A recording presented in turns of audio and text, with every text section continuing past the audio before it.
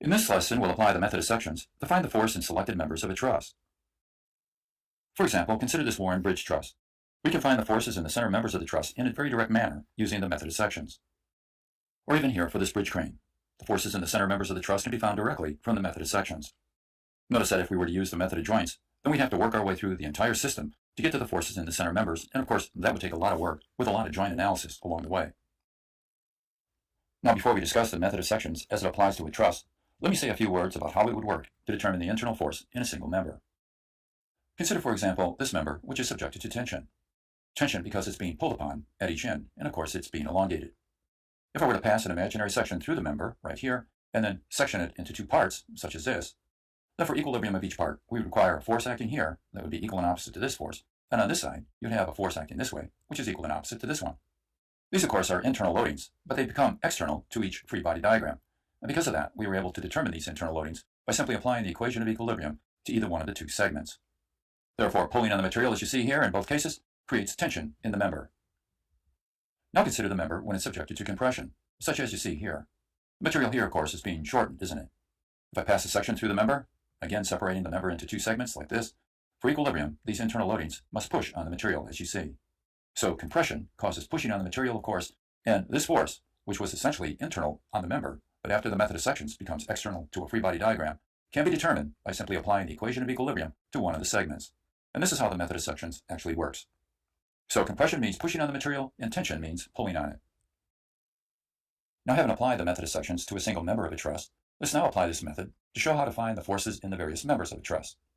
And to do that, we'll consider this simple bridge truss. Here's a graphic example of it. Notice that it's supporting these three external loads. If I want to find the reactions on the truss, the way you go about it, of course, is to remove the supports, draw a free body diagram of the entire truss, and apply the equations of equilibrium to the truss to find the reactions. The method of sections then states that if the truss is in equilibrium, then each segment of the truss is also in equilibrium. For example, let's say that I want to find the force in member HG, HC, and also AC. Find these forces in these three members, I can section the truss through the members and then take a segment. Let me take the left segment. On the segment, we have our reaction at A, and of course our force at B, our two external loadings. Notice that these external loadings are not included on our free body diagram. After all, they act over here on this segment and not on this one. But here, where the members have been cut, we have to show loads acting. They now become external to our free body diagram. We'll assume that member HG is in compression. We'll do the same thing for member HC. We'll assume it to be in compression also. And finally down here, we'll assume that the material is being pulled on by, of course, all the material over here. So here we have tension in this member. We can also look at the other segment. And if we drew its free body diagram, it would be a bit more complicated. We have the external reaction at E, the force at D, the one at C, and now we have these internal forces which are external to our free body diagram segment over here. Obviously, if we're going to assume compression in member HG, then we have to have pushing on the material here, don't we? This force represents the effect of the material right here pushing on the material over here, just like this force represents the effect of the material here pushing on the material over here. Anyway, compression in the top member, compression in the diagonal, and tension down on the material here. Action, equal and opposite force reaction. And now, once the free body diagram of one of these two segments is drawn, then we can apply the equations of equilibrium to find the forces in the members. For example, if we consider the left segment of the truss, then we have our three key equilibrium equations to solve for our three unknowns. If we solve for any one of these unknowns, and it comes out to be a negative result, we realize then that the member would not be in compression, say. Instead, it would be in tension. But the solution will give us our answers and tell us which way the arrow actually goes on the segment. Also, we normally don't apply the two force equations and a single moment equation in general for many of these sections. It's more efficient to sometimes apply the moment equation at several different points and get the member forces that way. I'll demonstrate that with a numerical example in a minute. Rather than using the left segment as we see here, we can also solve the problem by using the right segment. And there again, if we were to solve, we'd get the same answers as we would had we used the left segment. So either way, it wouldn't matter. But always choose the segment that has the least number of forces on it. Now, having given some general idea on how the method of sections actually works for a truss, let me now show the idea by doing a numerical example.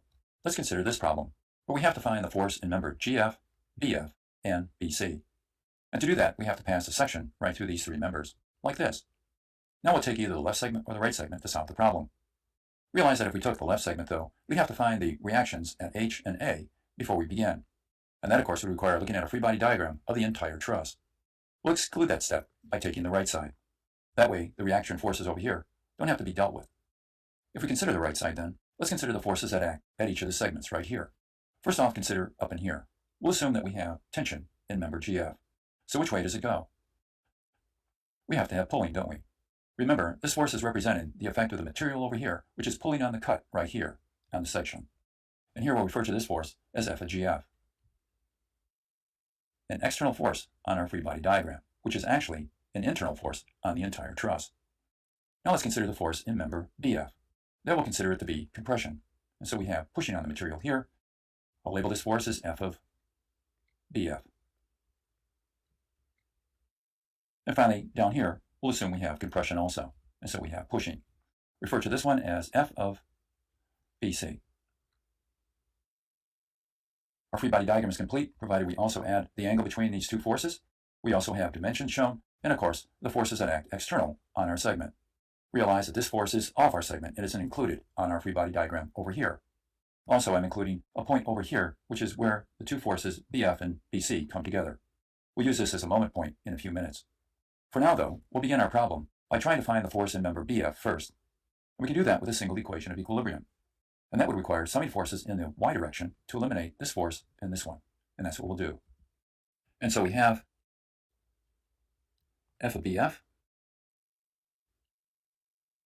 times the sine of 45 degrees, of course.